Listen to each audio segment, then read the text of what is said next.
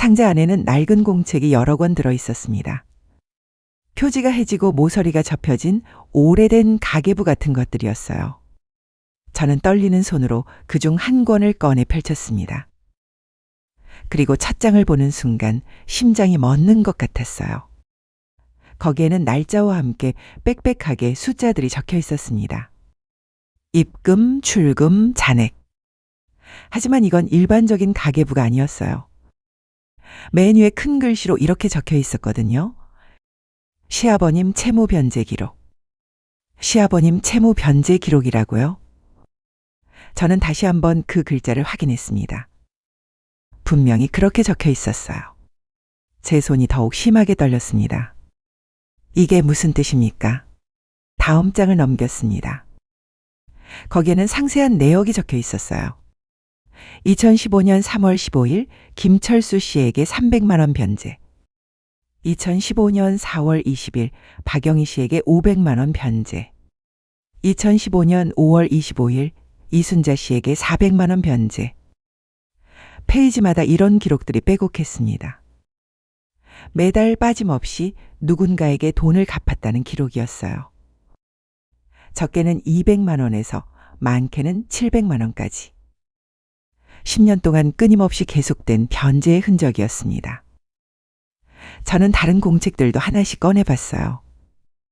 모두 똑같았습니다.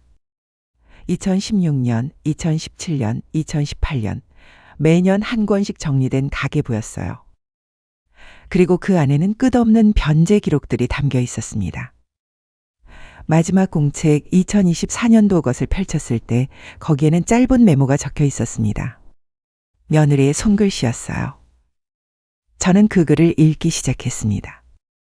오늘로 정확히 10년이 됐다. 시아버님이 남기신 8억 원의 빚 중 이제 남은 건 2억 원. 처음 이 사실을 알았을 때 그 막막함이 아직도 생생하다. 결혼하고 한 달도 안 돼서 법원에서 날아온 서류를 받았을 때 나는 무너질 뻔했다. 시어머님께 말씀드려야 하나 고민했다. 하지만 시어머님은 평생을 그 집과 명예를 지키며 사셨다. 시아버님이 돌아가시고 그것만이 시어머님께 남은 유일한 자부심이셨다. 그걸 빼앗을 수는 없었다. 그래서 나는 혼자 감당하기로 했다. 내 자격증으로 돈을 벌고 친정 부모님께서 남겨주신 작은 유산도 모두 쏟아부었다. 점심을 굶는 건 아무것도 아니었다. 새 옷을 사지 않는 것도 괜찮았다. 시어머님만 편안하시다면. 저는 공책을 읽으면서 눈물이 흘러내리는 걸 느꼈습니다. 하지만 믿을 수가 없었어요. 이게 정말일까? 며느리가 정말 10년 동안 혼자서 그 빚을 갚아왔단 말입니까? 상자 안에는 공책들 말고도 다른 것들이 더 들어 있었습니다. 영수증 뭉치들이었어요. 빚을 갚았다는 확인서들, 채권자들이 직접 서명한 변제 확인서들. 하나하나가 모두 진짜였습니다. 저는 그 서류들을 펼쳐보기 시작했어요. 김철수라는 이름이 적힌 변제 확인서. 그 사람이 바로 제가 며느리를 미행했을 때 봤던 그 남자였습니다. 며느리가 낡은 빌라촌에서 만났던 그 중년 남자 말이에요. 그때 며느리가 그 남자에게 건넨 돈 뭉치는 부정한 거래가 아니었습니다. 그건 시아버지의 빚을 갚는 변제금이었어요. 그리고 그 남자는 옛 애인도 친정 오빠도 아니었습니다. 단지 남편이 보증을 섰던 채권자 중 한 명이었을 뿐입니다. 10년 동안 제가 며느리를 의심하고 감시했던 그 모든 순간들이 주마등처럼 스쳐 지나갔습니다. 며느리가 매달 인출하던 거액의 현금, 그건 친정으로 보내는 돈이 아니었어요. 빚을 갚기 위한 돈이었습니다. 며느리가 매달 마지막 주 토요일마다 찾아갔던 낡은 빌라촌들. 그건 불륜의 현장이 아니었어요. 채권자들이 사는 곳이었습니다. 며느리는 한 사람 한 사람을 직접 찾아가 고개를 숙이고 돈을 갚았던 거예요. 저는 다른 공책을 꺼냈습니다. 이건 가계부가 아니라 일기장 같았어요. 며느리가 중간중간 적어놓은 짧은 글들이 있었습니다. 저는 떨리는 목소리로 그 글들을 읽기 시작했습니다. 2015년 4월 3일. 오늘 시어머님께서 제가 만든 된장찌개가 맛없다고 하셨다. 남편 생전에 드시던 것과 다르다고. 나는 사실 요리책을 보고 정성껏 만들었는데 시어머님 입맛에는 맞지 않았나 보다. 내일은 간을 더 세게 해봐야겠다. 오늘 점심은 편의점 김밥으로 때웠다.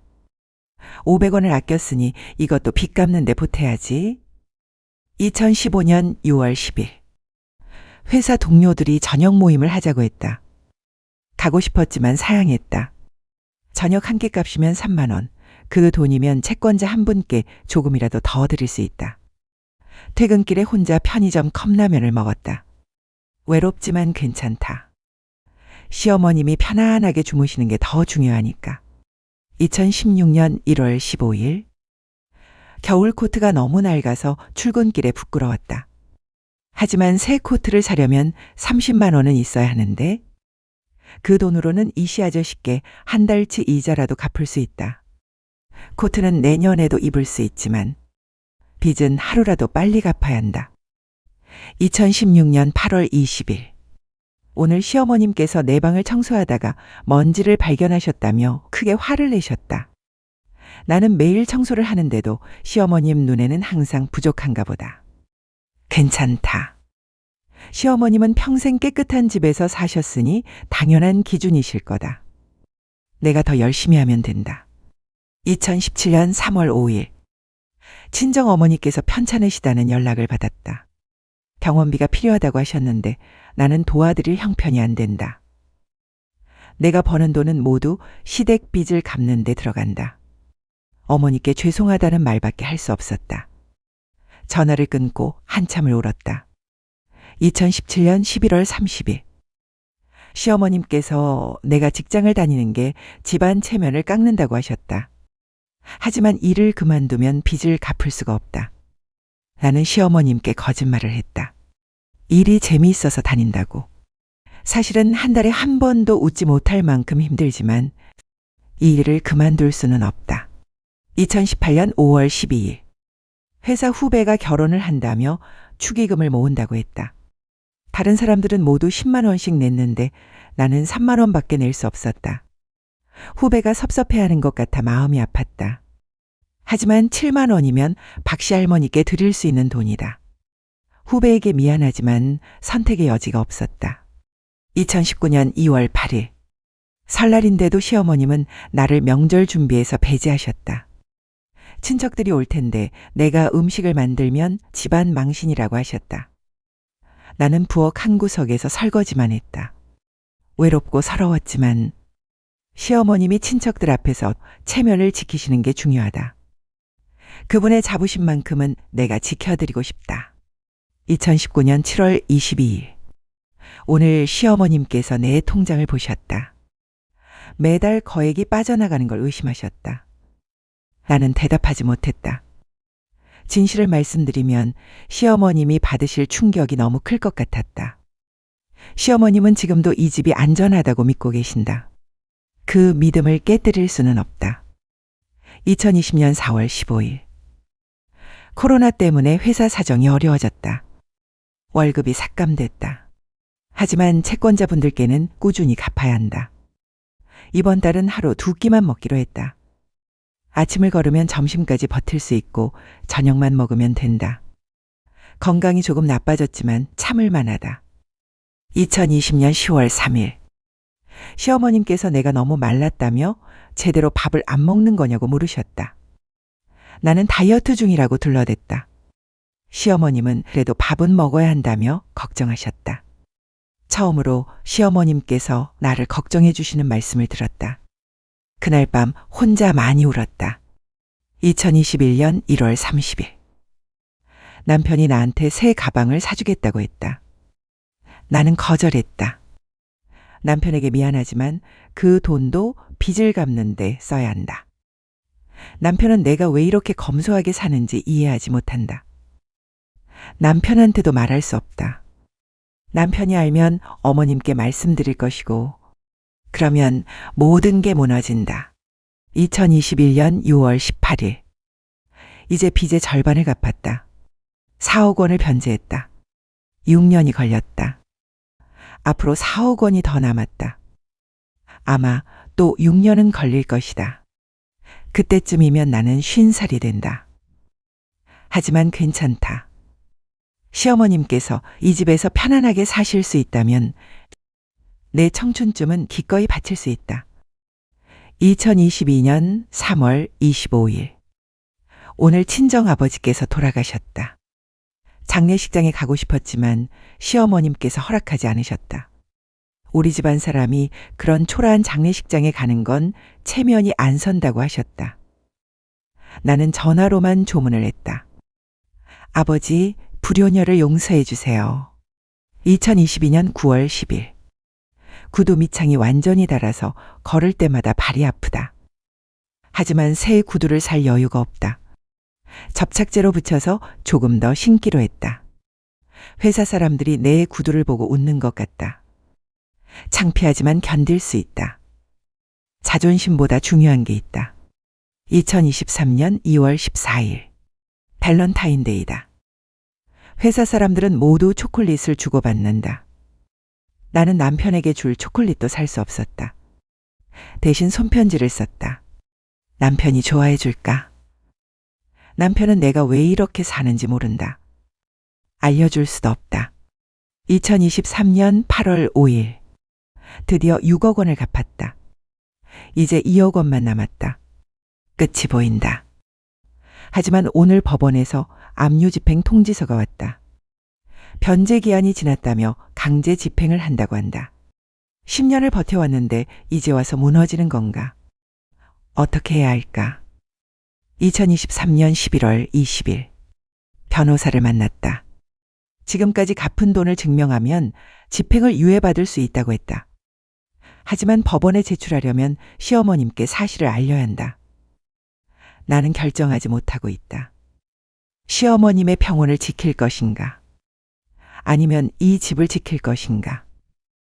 2024년 1월 8일. 결국 집행을 막지 못했다. 내가 갚은 6억 원은 인정받지 못했다. 공식 채권자가 아닌 개인들에게 갚은 돈이라 법적 효력이 없다고 한다. 결국 이 집은 압류될 것이다. 나는 10년을 헛되이 보낸 걸까? 2024년 3월 30일. 오늘 시어머님께서 나를 때리셨다. 이 모든 게 내 탓이라고 하셨다. 나는 변명하지 않았다.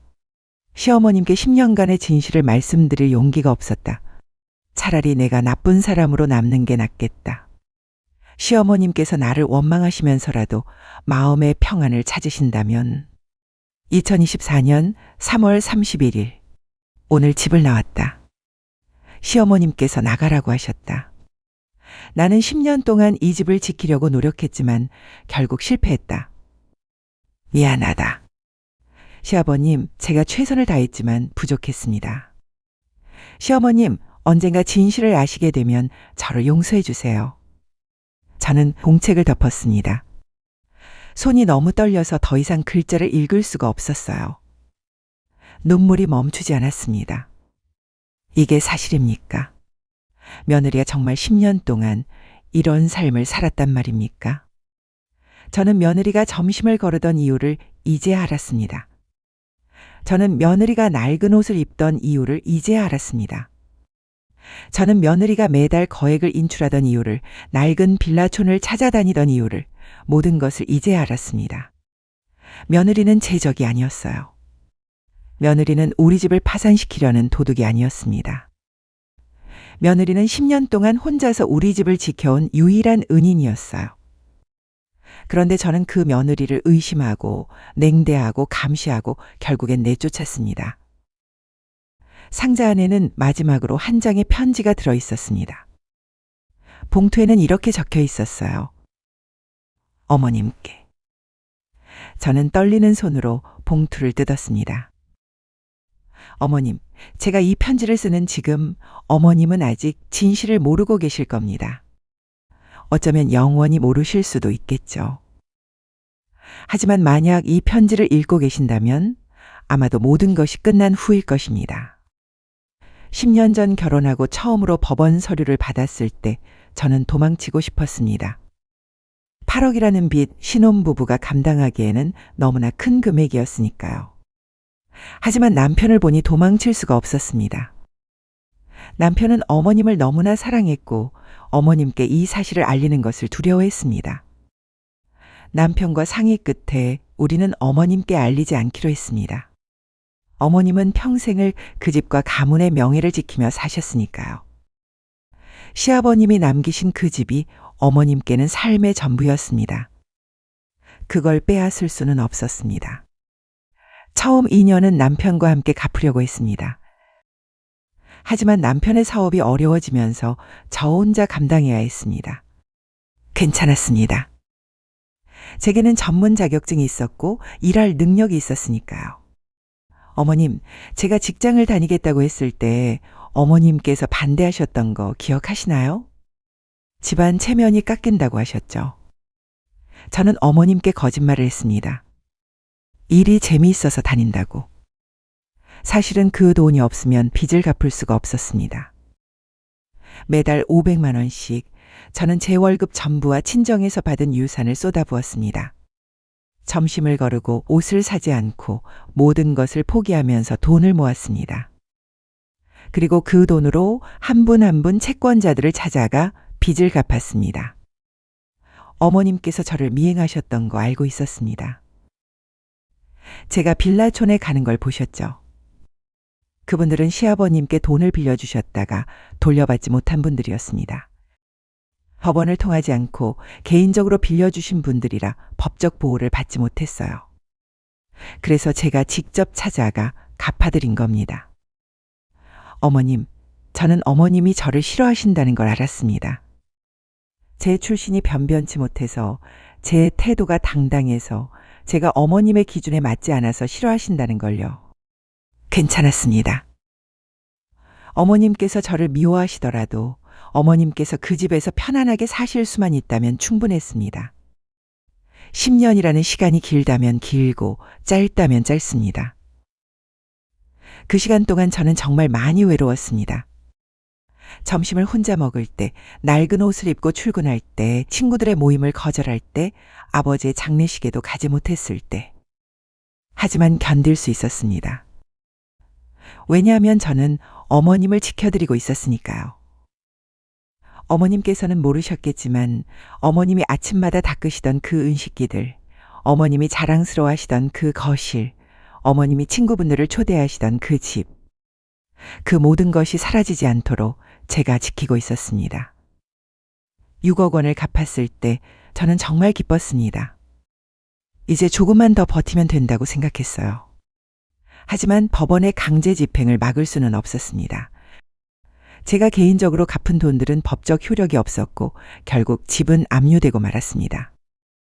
어머님, 제가 실패한 것 같아 죄송합니다. 10년을 버텼지만 결국 어머님의 집을 지키지 못했습니다. 어머님께서 저를 원망하신다면 달게 받겠습니다. 어쩌면 제가 처음부터 어머님께 사실을 말씀드렸더라면 더 좋은 방법이 있었을지도 모릅니다. 하지만 저는 후회하지 않습니다. 10년 동안 어머님께서 평안하게 주무셨고 웃으셨고 친구분들과 차를 드셨습니다.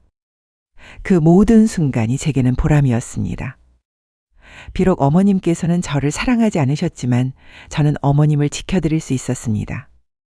만약 이 편지를 읽고 계신다면 부디 당신 자신을 탓하지 마세요. 어머님은 잘못하신 게 없습니다. 다만 몰랐을 뿐입니다.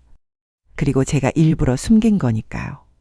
어머님, 부디 건강하세요. 비록 그 집은 없어졌지만 어머님의 명예와 자부심까지 없어진 건 아닙니다. 어머님은 평생 정직하게 사셨고 가족을 위해 헌신하셨습니다. 그것만으로도 충분히 자랑스러운 삶입니다. 저는 이제 떠나지만 언젠가 어머님께서 저를 조금이라도 이해해 주시는 날이 온다면 좋겠습니다. 그리고 가능하다면 용서해 주세요. 제가 더 현명하지 못해서, 더 강하지 못해서 어머님의 집을 끝까지 지키지 못한 것을요. 마지막으로 어머님께 감사드립니다. 10년 동안 지켜볼 수 있는 어머니가 있어서 감사했습니다. 비록 사랑받지는 못했지만 사랑할 수 있어서 행복했습니다. 며느리 올림 편지를 다 읽고 나서 저는 그 자리에 주저앉았습니다. 온몸에서 힘이 빠졌어요. 며느리의 방 바닥에 앉아서 한없이 울었습니다. 이렇게 통곡한 게 남편 장례식 이후 처음이었습니다. 제가 뭘 한 겁니까? 저는 10년 동안 은희를 원수로 대했어요. 저를 구원하던 천사를 악마로 몰아세웠습니다. 며느리가 점심을 걸을 때 저는 게으르다고 생각했어요. 며느리가 낡은 옷을 입을 때 저는 품위가 없다고 비웃었습니다. 며느리가 매달 돈을 인출할 때 저는 도둑질한다고 의심했어요. 며느리가 빌라촌을 찾아갈 때 저는 부정한 일을 한다고 확신했습니다. 모든 게 오해였어요. 모든 게 제 편견과 오만함 때문이었습니다. 며느리는 저를 지키기 위해 자신의 모든 것을 희생했습니다. 젊음을, 건강을, 꿈을, 심지어 친정아버지의 장례식까지 포기했어요. 그 모든 희생이 저 때문이었습니다. 제가 이 집에서 편안하게 살 수 있도록 제 자부심이 무너지지 않도록. 그런데 저는 그런 며느리에게 뭘 해줬습니까? 매일 트집을 잡았어요. 음식이 맛없다고, 청소가 부족하다고, 옷차림이 초라하다고. 따뜻한 말 한마디 건네지 않았습니다. 며느리가 아파도 외면했어요. 며느리가 울어도 못 본 척 했습니다. 저는 며느리를 사람으로조차 대하지 않았어요. 그저 우리 집안에 들어온 이물질, 제거해야 할 대상으로만 봤습니다.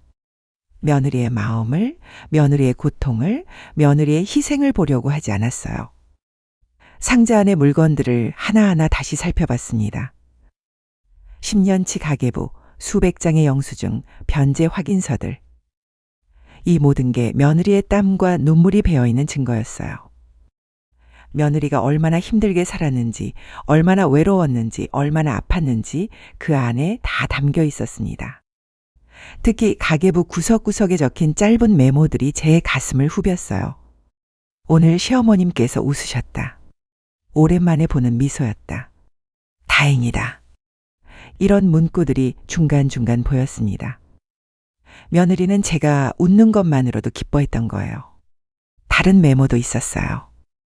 오늘 시어머님께서 제가 만든 국이 짜다고 하셨다.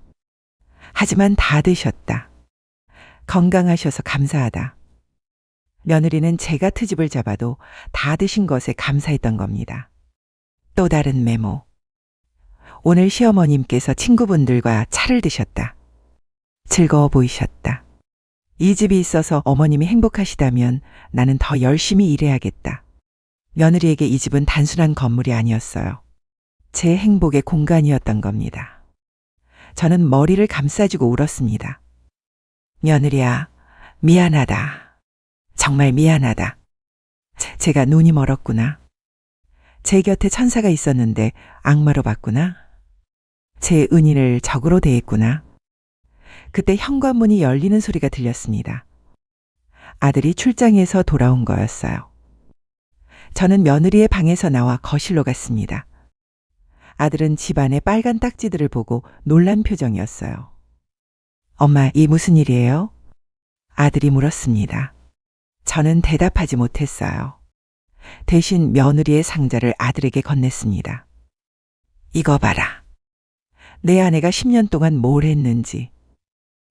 아들은 상자를 받아 열었습니다.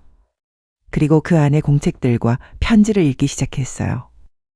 시간이 흐르면서 아들의 얼굴이 창백해졌습니다. 손이 떨리기 시작했어요. 눈에서 눈물이 흘러내렸습니다. 아들은 공책을 다 읽고 나서 주저앉았습니다. 그리고 저를 쳐다봤어요. 엄마, 당신이 아내한테 뭘 한 거예요? 아들의 목소리는 떨렸습니다. 당신이 10년 동안 아내를 어떻게 대했는지 알아요? 저는 고개를 숙였습니다. 미안하다. 저는 겨우 그 말밖에 할 수 없었어요. 아들은 벌떡 일어섰습니다. 미안하다고요? 그 말로 끝이에요? 아내가 10년 동안 우리 집을 지키기 위해 자기 인생을 바쳤는데 아들의 목소리가 점점 커졌습니다. 아내가 점심을 굶을 때 엄마는 뭐 했어요? 아내가 낡은 옷을 입을 때 엄마는 뭐라고 했어요? 아내가 아파서 누워있을 때 엄마는 외면했잖아요. 저는 대답할 수 없었습니다. 아들의 말이 모두 사실이었으니까요. 아들은 계속 말했어요. 아내가 아버지 빚을 갚느라 자기 아버지 장례식도 못 갔어요. 엄마가 체면 때문에 못 가게 했잖아요. 그게 사람이 할 짓이에요? 엄마는 10년 동안 아내를 의심했어요. 도둑 취급했어요. 아내가 매달 빌라촌에 간 게 빚을 갚으러 간 거였는데 엄마는 부정한 일을 한다고 생각했잖아요. 아내한테 얼마나 상처를 줬는지 알아요? 저는 그저 울 수밖에 없었습니다. 아들의 말이 하나하나 제 가슴에 비수처럼 꽂혔어요. 하지만 부정할 수 없었습니다. 모두 제가 한 짓이었으니까요.